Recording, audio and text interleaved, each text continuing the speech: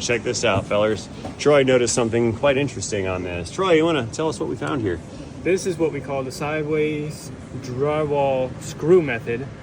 And you have the loose battery terminals. So these are referred to as temporary battery posts, okay? These are supposed to get you out of a pinch.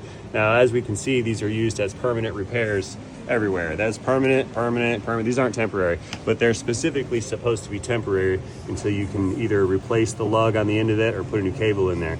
But what happens here is folks will hook these things up and they just tighten down that stud until it clamps the daylights out of the post on the battery. And what happens is after it stretches that lead on those ears from over tightening it, this thing becomes loose. And when it's loose, after it's been stretched, you can't stretch it anymore. You can try to tighten that some more, but you're just pulling the lead apart now at that point. So what happened here is somebody took this deck screw drywall screw thing. Ooh, Torx bit too. I like these ones. These are good screws.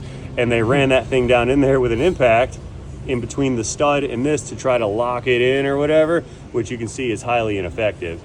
It's just not going to cut it. And the reason that we bent it over, do you know why it's bent over? For hood clearance. Oh yeah?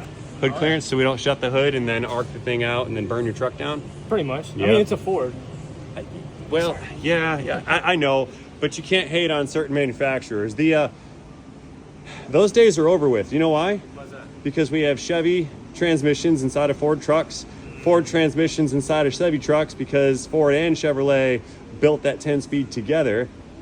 So it's the same transmission. So there's no brand loyalty amongst themselves. And on top of that, the Allison transmission in the Duramax 2500 and 3500s is not an Allison.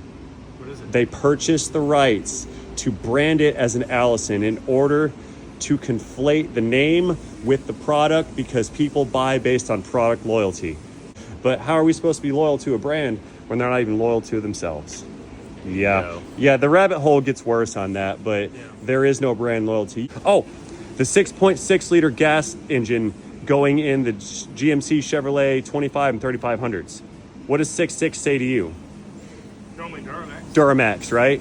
It's a gasser. But to the uninitiated, to the uninformed consumer, they see that 6.6, they're like, yeah, that's the one. That's the legendary 6.6 Allison. It's not a Duramax, not an Allison. Huh. So much for brand loyalty. Wait. Hold on. Let's address the 3 liter. If we're going there. The 3 liter baby Duramax. That's not a Duramax. They just called it a Duramax. There's nothing about that is a Duramax whatsoever. Nothing.